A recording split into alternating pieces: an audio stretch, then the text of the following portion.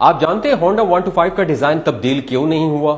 اگر آپ جانتے ہیں تو بہت اچھی بات، اگر نہیں جانتے تو میری اس ویڈیو کو آخر تک دیکھیے گا، بہت انجوائے کریں گے اور بہت کچھ لرن کرنے کا موقع ملے گا۔ دسمبر 1974 میں انجن کی فائنل شکل سامنے آئی اور اسے جاپانی مستریوں کے سامنے رکھا گیا کہ اسے کھولیں اور اسے دوبارہ بند کر دیں۔ پورا انجن کھولنے کے بعد آدھے گھنٹے میں بغیر کسی کے سکھائے وہ پورا انجن باندھ چکے تھے۔ مئی 1974 میں ہونڈا والوں نے 2 بندے جاپان سے پاکستان صرف اس لیے بھیجے کہ یہاں کس قسم کے موٹر سائیکل کامیاب ہو سکتے ہیں۔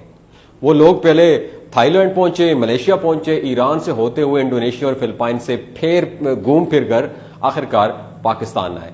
جو کچھ انہوں نے ان سب ملکوں میں دیکھا وہ ادھر جاپان میں کوئی سوچ بھی نہیں سکتا تھا۔ یہ ایک نارمل بات ہے کہ وہاں بچہ ٹینکی پر بیٹھا ہوا ہو اور بیوی پچھلی سیٹ پر اور چوتھا بندہ بھی اپنی جگہ نکال لیتا ہو۔ کچھ لوگ تو سبزی، گوشت اور باقی سودا سیلف ہینڈل سے لٹکائے گھوم رہے ہوتے تھے۔ میں نے موٹر سائیکل کو وہاں گدا گاڑی کی جگہ استعمال ہوتے ہوئے بھی دیکھا۔ یہ بیان اس بندے نے ہونڈا والوں کو دیا جو ہمارے جیسے ملکوں کے لیے موٹر سائیکل بنانے والے ڈپارٹمنٹ کا ہیڈ تھا۔ پھر کہنے لگا وہ لوگ اس وقت تک تیل نہیں بدلتے جب تک پتلا پانی نہ ہو جائے یا کہیں جلا کر اڑ نہ جائے۔ ایئر فلٹر بدلنے کا دور دور تک کوئی کانسیپٹ نہیں ہوتا اور چین جب تک کور سے ٹکرا کر ٹوٹ نہ جائے وہ لوگ اسے کبھی بدلتے نہیں ہیں۔ ایک کے بعد دوسرا، دوسرے کے بعد تیسرا، ہم نے ایسے مناظر دیکھے جو جاپان میں کوئی اسے امیجن بھی نہیں کر سکتا۔ ہونڈا 125 سے پہلے 3 ڈیزائن آتے تھے۔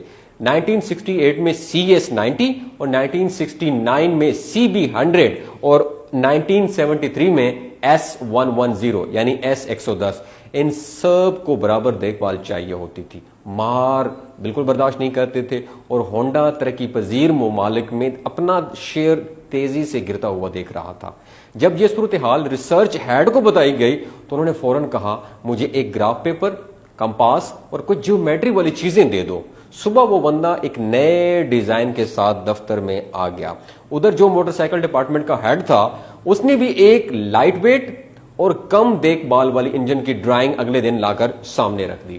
دونوں ڈیزائن دیکھے گئے اور بالآخر اسی بندے کا انجن منظور ہوا جو پاکستان سے ہو کر گیا تھا۔ جی بالکل، وہ OHV انجن تھا جو ہونڈا 125 میں آج تک چل رہا ہے۔ اگلا پورا 1 سال 8 پوائنٹس پر فوکس تھا ہونڈا والوں کا۔ اب وہ 8 پوائنٹس کون سے تھے ذرا سنیے گا۔ انجن کی فیول ایوریج اچھی ہو، مار کھانے والا انجن ہو، ڈیزائن مکمل پریکٹیکل ہو اور وہی چیزیں ممکن ہو جن کے لیے لوگ عادی ہیں۔ پوری موٹر سائیکل کی دیکھ بھال آسان ہو، فریم ایسا ہو جو 4 بندے بھی برداشت کر سکیں۔ موٹر سائیکل کی پیٹرول کی ٹینکی ایسی ہو کہ بچہ آرام سے بیٹھ سکے۔ موٹر سائیکل کا رنگ اور سٹیکر ایسے ہوں کہ پاکستانیوں کو پسند آئے۔ سیٹ ٹھیک ٹھاک کشادہ اور لمبی ہو، 2 کی بجائے 1 ہو اور پیچھے جو کیریئر ہے وہ بھی لازمی ہو تاکہ فالتو سامان بھی وہاں پہ رکھا جا سکے۔ دسمبر 1974 میں انجن کی فائنل شکل سامنے آئی اور اسے جاپانی مستریوں کے سامنے رکھا گیا کہ اسے جناب آپ کھولیں اور دوبارہ بند کر دیں۔ آپ یقین مانیں پورا انجن کھولنے کے بعد آدھے گھنٹے میں بغیر کسی کے سکھائے وہ باندھ چکے تھے۔ یہ ایک اور نشانی تھی کہ انجن مارکیٹ والوں کو سمجھ آ جائے گا تو کامیابی 100% یقینی ہے۔